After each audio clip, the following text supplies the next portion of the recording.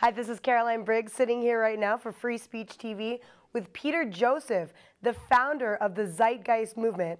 Thank you so much for joining us today, Peter. Oh, it's my pleasure. Thank you for having me.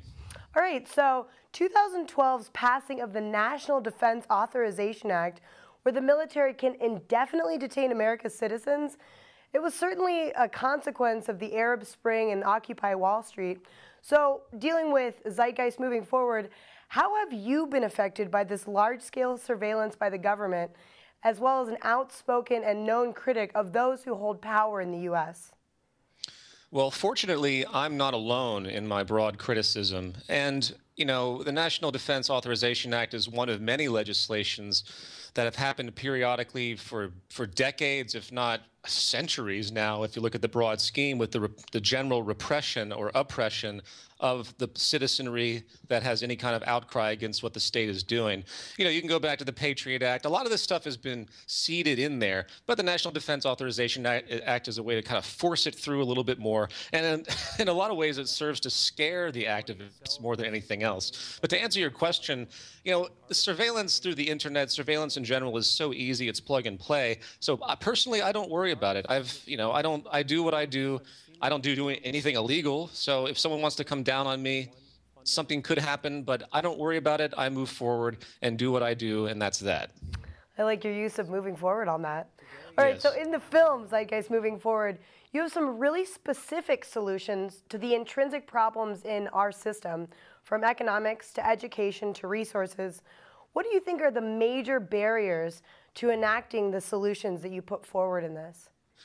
Well, there's a reinforcement psychology, if you want to use the phrase like that, that keeps pushing this ethic of self-preservation with the general public. So people that might have a really deep concern about society, they know that we're being unsustainable. They know that we're breeding corruption at every turn and abuse and dehumanization.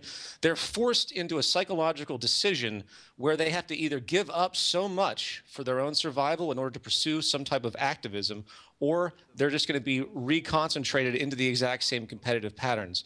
We have a green revolution now in the world. Everyone wants to be green. We talk about a green economy, green corporations. The fact of the matter is it's technically impossible to be green in the current social order based on profit, planned obsolescence, intrinsic obsolescence, waste, cost efficiency. From a very fundamental technical level, everything that pushes forward our profit economy is against everything that could possibly be green. There's no work around it. So how do you deal with that? So people do the best they can. They try to improve. We see some general improvements on, say, an ecological level, which is great. But until we get past this entire barrier, which is the market monetary system, creation of scarcity deliberately, preservation of things that really do not lead to sustainability whatsoever, we have a very long road ahead of us. So really quickly, this is the first national broadcast of your film, and we're really excited at Free Speech TV to have the opportunity. Quickly, what is independent media? Why is that so important to you, Peter? Well, as you know, we have a very small concert of corporate control over media. It's been there. I often use the example, imagine if you went back 150 years and the only media you had was one newspaper coming from maybe two corporations that produced the news at your doorstep. It was very easy to control people and control the news, control things like war and the interest of war.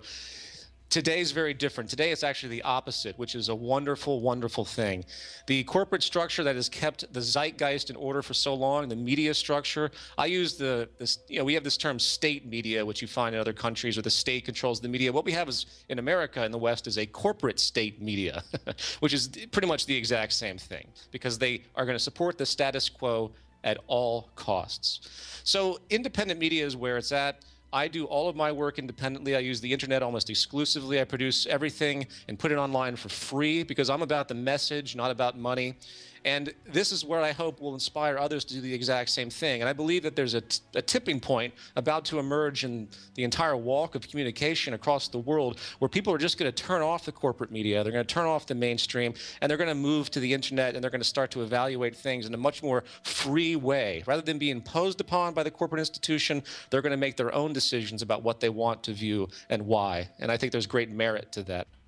All right, thank you so much, Peter Joseph, for joining us. Thank you very much. I really appreciate you having me.